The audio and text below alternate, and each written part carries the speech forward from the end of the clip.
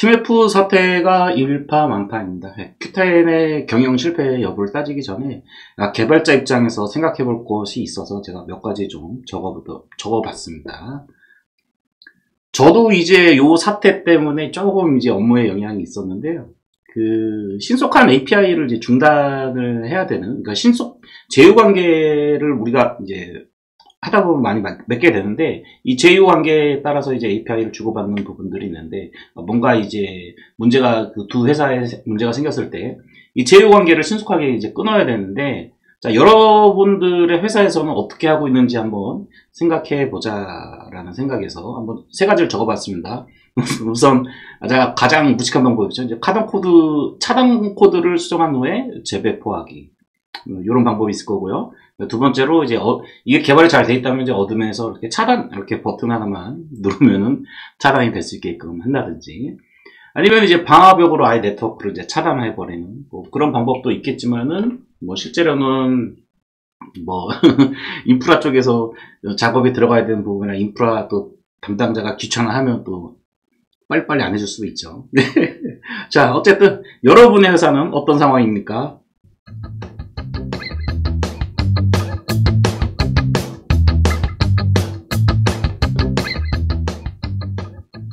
5회 백로그 8회 시작하도록 하겠습니다. 2024년 7월 백로그이고요. 초반에 TMF 사태에 대해서 한번 생각을 해봤습니다. 이달의 설문. 자, 여러분이 회사에서 지급받는 업무용 노트북의 제조사는 어디인가요? 라고 제가 질문을 드렸고요. 총 205분이나 설문에 응해 주셨습니다. 설문 기간은 6월 30일부터 7월 27일까지 진행이 되었고요. 우선 저는 개인적으로 LG 거를 사용을 하고 있습니다. 좋습니다. 저는 제 거 LG 노트북 지급받는 거는 되게 좋은 사양이라서 용량도 크고 메모리도 32기가나 되고요. 예, 아주 좋은 겁니다. 자, LG 거를 쓰고 있지만 그렇게 이제 사양이 좋은 노트북을 쓰고 있고요. 그다음에 첫 번째 항목이 이제 삼성 LG였는데 역시 이제 국내 제조사 비율이 36% 정도 지적을 해주셨고요. 그다음에 맥도 거의 비슷하죠. 그래서 삼성 LG 플러스는 맥 이렇게. 그래서 저희가 이제 개발자다 보니까 아무래도 이제 최근에는 맥을 사용하는 개발 회사들이 많이 늘어난 것 같고요. 그 다음에 이제 델, 레노버, 한성, MSA 12%. 그래서 보통 보면은 한 3대3 이렇게 비율이 나오는 것 같습니다. 근데 요게 이제 뭔가 좀 급을 나누려고 지금 말씀을 드리려고 하는 게 아니라 제 경험상 저는 이제 정규직을 시작한 지 이제 얼마 되지 않았기 때문에 삼성, LG, 맥 요 부분에 있어서는 할 말이 없지만 델, 레노버, 한성, MSI가 이제 30% 정도 되잖아요. 요게 이제 주로 이제 SI 쪽에서 윈도우 OS 환경으로 이제 개발을 하는 그런 개발자들 같은 경우에는 대부분 맥을 쓰는 경우는 거의 없죠. 앱 개발을 안 이상. 그다음에 삼성, LG 같은 경우는 회사에서는 안 사주고 잘 안 사주고 프리랜서들이 그나마 좀 사서 쓰는 편인 걸로 알고 있습니다. SI 쪽에서는. 그래서 제가 볼 때는 지금 한 3대3 비율 정도로 나온 거 보면은 제 채널을 이제 주로 이제 보시는 분이 조금 이제 맥을 쓰는 맥 사용자가 한 40% 정도 되다 보니까 일단은 이제 국내에서 IT로 유명한 회사들의 개발자분들도 은근히 많이 보고 계시다. 그 다음에 SI 개발자도 SI 프로젝트를 뛰는 개발자분들도 많이 보고 계시다. 그리고 또 나머지 3분의 1은 프리랜서 분들도 많이 보고 계시다. 골고루 보고 계셔서 아주 기분이 좋습니다. 자, 이제 메인 주제 오늘 두 가지를 할 건데요. 처음 이제 제목에 오늘 메인 주제는 피그마 대신 펜팟이라는 거와 그다음에 AI와 페어 코딩에 대해서 제가 영상을 올렸는데 그거에 대해서 좀 먼저 얘기를 해보도록 하고 못다한 얘기 계속 이어나가 보도록 하겠습니다.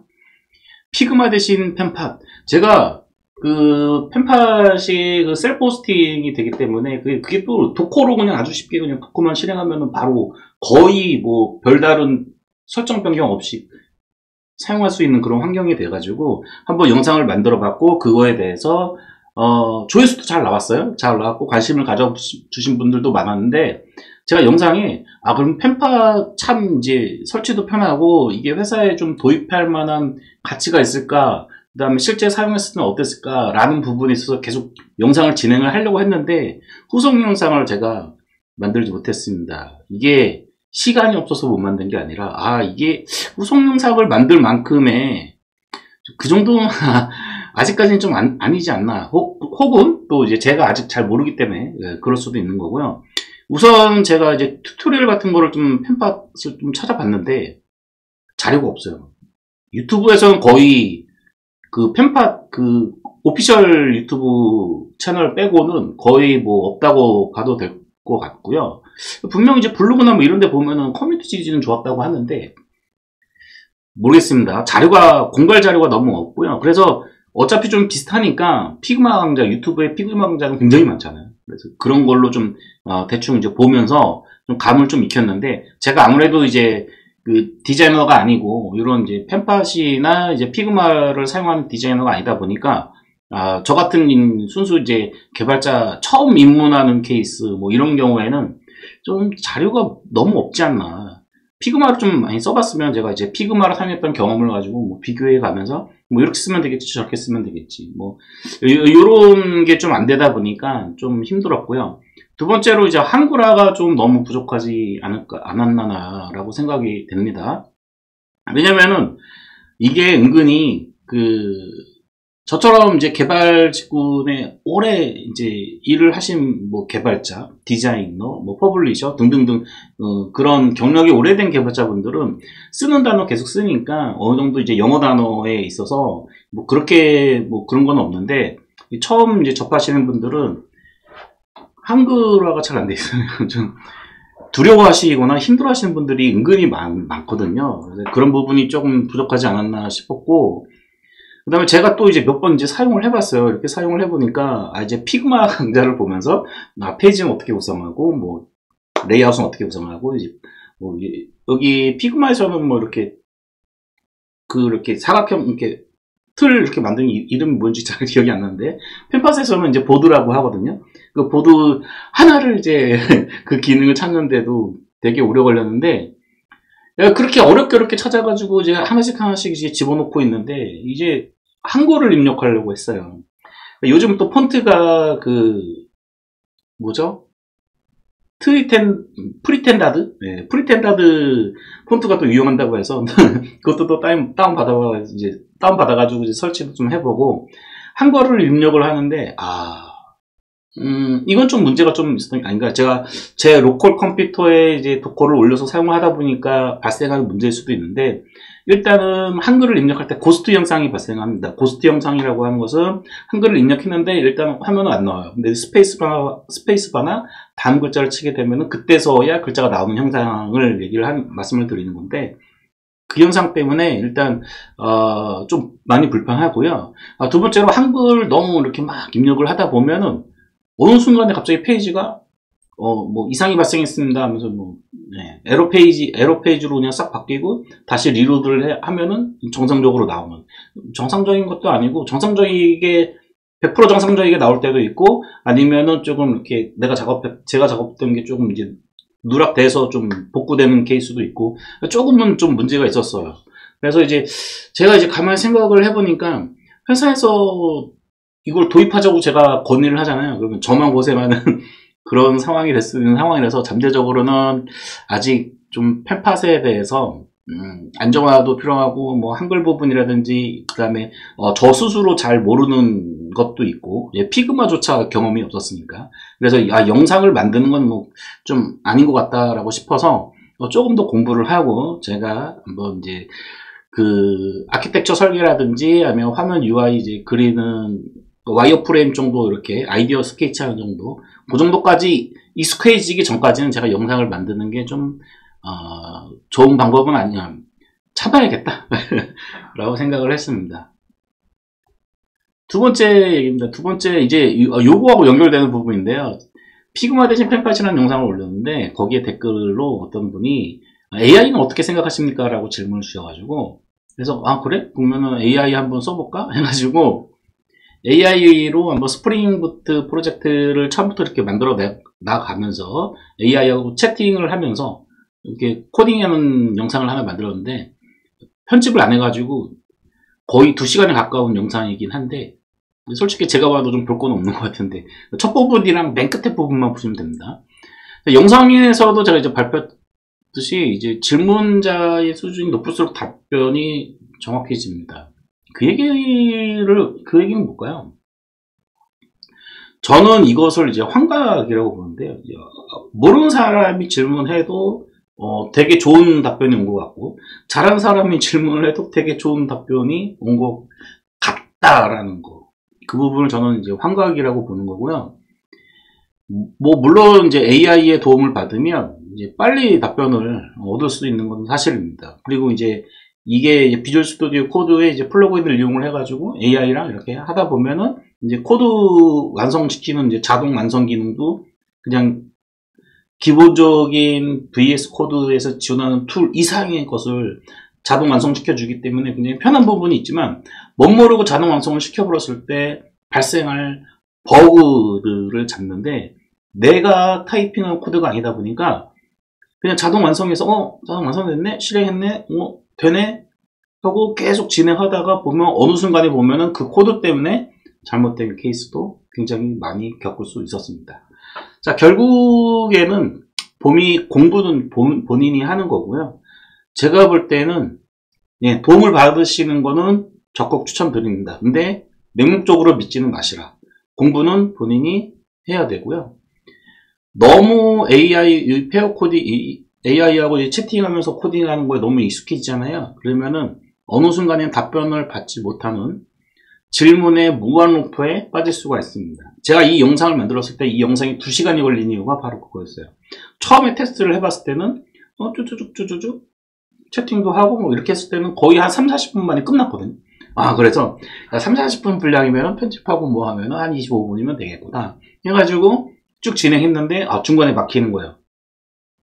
왜냐면 제가 두 번째 작업했을 때는 질문이 달라졌을 거 아니에요. 그러니까 질문이 달라지다 보니까 이 잘못된 질문을 이제 복구하기 위해서 내가 또 질문을 개선하고 또 개선했던 게 계속 질문하고 질문 한 5번, 6번 하면 다시 처음 질문에 답변이 나오는 그런 무한루프에 빠지는 케이스가 이 영상을 만들 때도 그랬지만 과거에도 몇 번 제가 시도를 해봤을 때 그런 거를 겪는 케이스가 은근히 많았어요. 그래서 질문의 무한루프에 빠질 수 있다는 거, 그 부분도 조심하셔야 됩니다. 하지만은 두려워할 건 없습니다. 처음 시작하시는 분이라든지 아니면 뭐부터 시작해야 될지 모르시는 분들은 저는 이 AI 챗봇 채팅 기능을 100% 활용하시기를 권장드립니다. 나쁘다는 거 아닙니다. 네. 못다한 얘기, 이번 달에는 2가지에 대해서 한번 얘기를 해보도록 하겠습니다. 처음에는 이제 메시징 시스템, 카프카와 RabbitMQ라는 이제 대표적인 메시징이 있는 그 서버가 있는데 이 둘 중에 뭘 써야 될지 한번 생각을 해보는 시간을 가져보도록 하고요. 그 다음에 프로파일이 무엇인가에 대해서 한번 얘기를 해보도록 하겠습니다. 자, 메시징 시스템. 제가 요즘 읽고 있는 책이 기업 통합 패턴이라는 이 책인데요. 이 책에 보면은 이 책의 주 내용이 뭐냐면은 기업과 기업 사이에 뭔가 인터페이스, 그러니까 API를 연계할 때 어떤 방식으로 연결을 해야 되는가에 대한 주제를 담은 책이고요. 이 기업 통합 패턴이라는 책에 4가지인가 그럴 거예요. 뭐 파일로 전달하는 방법 등등등 해가지고 총 4가지 정도를 얘기하고 있고, 이 책의 그 첫 앞에 한두 장 빼고는 나머지는 전부 다 메시징으로 통신해야 된다라는 메시징 시스템에 대한 설명이 거의 대다수예요. 90% 이상이 그 얘기인데요. 이 책을 읽다 보면은 여기 지금 이 내용 적은 게 중요한 게 아니고요. 메시지 채널, 메시지 파이프. 이 책을 읽으면은 우리가 카프카나 RabbitMQ를 사용할 때의 그 메시지 통신 방식이 어떻게 이루어지는가에 대한 기본 원리를 이해할 수 있는 굉장히 좋은 책입니다. 두꺼워요. 저도 이제 한 중간쯤 읽어갔고요. 읽다 보니까 그러면은 그런데 제가 이제 읽다가 메시지 라우터라는 부분을 읽기 시작했거든요. 요 메시지 라우터 부분을 읽어보니까 레빗엠큐하고 카프카하고 어떤 차이가 있는가를 제가 좀 알았어요. 그래서 그 내용을 전달 드리려고 이렇게 적어놨고요. 레빗엠큐는 메시지 교환 방식입니다. 라우터를 이용한 메시지 교환 방식이고, 그 다음에 카프카는 라우터를 이용한 개별 수신 방식이에요. 그러니까 카프카는 그냥 토픽을 하나 싸서 올리죠, 프로듀서가. 그러면 메시지 큐에 이렇게 있고, 가져갈 놈 알아서 가져가. 이런 방식이죠, 카프카는. 자, 그 다음에 레빗엠큐는 메시지 교환 방식이라고 적었잖아요. 메시지 교환 방식은 뭐냐면, 우리가 기본적으로 홈페이지 같은 거 만들 때 이렇게 경로 라우터라고 하잖아요.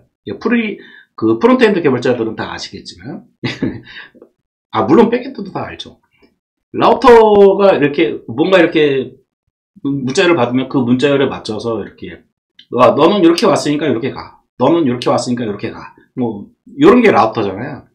자, 그래서 레빗엠큐는 메시지를 교환한다는 게 뭐냐면, 메시지를 이렇게 보낼 때, 우리가 REST API URL 호출하듯이 뭔가 이렇게 주면은, 그 라우터 경로를 지정해서 줄 수도 있고, 아니면은, 뭐, 원격에서 그 메시징 서버가 그 라우터 경로를 만들게끔 할 수도 있고, 어쨌든 그 라우터를 결정을 하죠. 예, 결정을 해서, 그 결정된 대로 메시지가 지나가도록 이렇게 하는 게 바로 레빗엠큐 메시지 교환 방식이라고 하는 거죠. 그래서 이게 이 책에도 쓰여져 있지만 이 메시지 교환 방식 같은 경우에는 경로를 미리 지정을 해둬야 되기 때문에 그러니까 경로를 흘러 가서 그 결과 목적지가 자주 바뀌는 케이스라면 개별 수신 방식이 낫다, 이렇게 얘기를 하고 있고,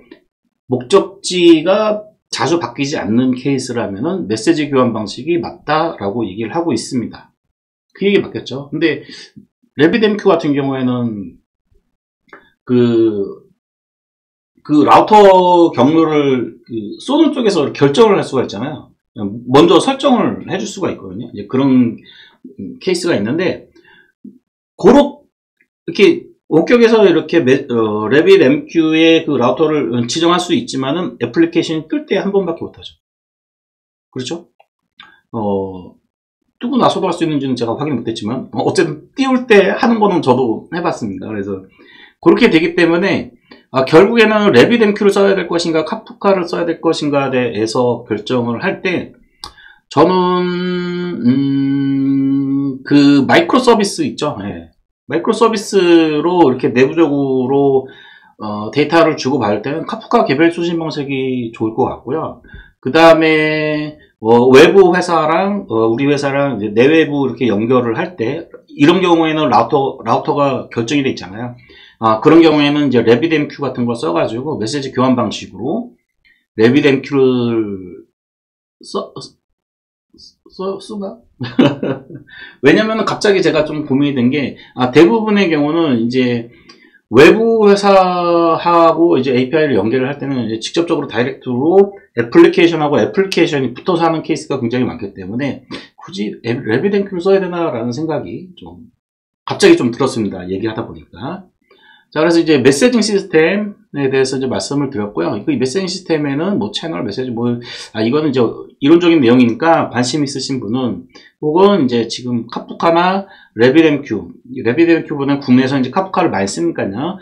카프카를 가지고 뭔가 개발을 진행하시는 분은 제가 볼 때는 기업통합 패턴이라는 이 책, 엔터프라이즈 인티그레이션 패턴스, 이 책이 필수일 것 같습니다. 자, 두 번째로 이제 프로파일에 대해서 말씀을 드리겠습니다. 제가 유튜브에 스프링부터 환경별 로깅 구성이라는 프로파일 관련된 영상을 하나 올렸었는데요. 제가 이제 요 영상을 만들면서 좀 이제 가만히 좀 생각이 들었던 게, 프로파일을 우리가 이제 구성을 할 때 기본적으로 로컬, 그 다음에 개발, 스테이징, 운영. 스테이징은 보통 테스트용으로, 통합 테스트용 서버로 보면 되겠죠. 그 다음에 운영, 이렇게 네 가지를 보는데, 이 프로파일을 왜 이 네 가지로 구성을 할까에 대해서 그동안 아무 생각이 없었어요. 솔직하게 말씀드리자면. 근데 가만히 생각을 해보니까, 요 두 가지를 좀 담고 있더라고요. 이 프로파일이라는 게. 그래서 개발 과정의 제어를 우리가 그 프로젝트를 하다 보면 형상 관리라고 하잖아요. 예, 우리가 소스 버전 관리하는 것도 형상 관리라고 하고, 그 다음에 그 프로젝트를 만들었을 때 분석 설계 기획 뭐 일정이라든지 그다음 WBS라든지 뭐 이런 것들을 형상 컨피규레이션이라고 하는데, 이 개발 과정의 제어, 개발을 쭉 해나갈 때 리스크가 있을 때는 리스크를 이제 걷어내고 그거를 이제 보완을 해야 될 것이고, 뭐 이런 것들을 관리하기 위한 이런 기초 프레임이라고 보시면 되겠죠. 이 기초 프레임워크에 대한, 이 기초 프레임워크가 이제 어떤 모양을 가질 것인가에 대한 형상, 요거를 이제 컨피그레이션이라고 하는 거고, 요거는 이제 개발 과정과 관련된 부분이고, 결국에는 개발 과정이 우리가 로컬에서 개발하고, 개발 서버에 한번 올려서 테스트해보고, 통합 테스트하기 위해서 스테이징에 올리고, 그 다음 실질적으로 운영하고, 뭐 이런 것들을 한번 생각을 해보시면, 컨피그레이션이 뭔지 좀 이해를 하실 것 같고요. 두 번째로 이제 컨텍스트라고 하죠. 우리가 스프링 부트 같은 거 쓰면 이제 애플리케이션.yml, 뭐, 프로퍼티즈, 뭐, 여기에다가 우리가 각종 설정 정보들을 이렇게 막 넣어놓잖아요. 이 설정 정보들이 뭔가요? 네, 가만히 생각해 보시면은, 내가 이 서버에서 사용할 데이터베이스가 뭔지, 그렇죠? 그 다음에 어떤 외부 시스템과 연계가 되는지, 뭐 이런 설정들, 포트는 뭐 8080을 쓸 것이며, 이 애플리케이션의 이름은 무엇이며, 이런 것들에 대한 구동 환경에 대한 형태에 대한 정보를 담고 있는 게 바로 application.yml, 뭐 properties, 뭐 이런, 그다음에 next.js를 쓴다면 next.js config라든지 뭐 이런 거를 얘기하는 거죠. 이런 것들을 컨텍스트라고 이해를 하시면 되겠습니다. 결국에는 프로파일이라는 것이 저는 이렇게 생각했어요. 자기소개하기, 네, 네, 요거라고 생각했습니다. 자, 오늘은 여기까지 하겠습니다.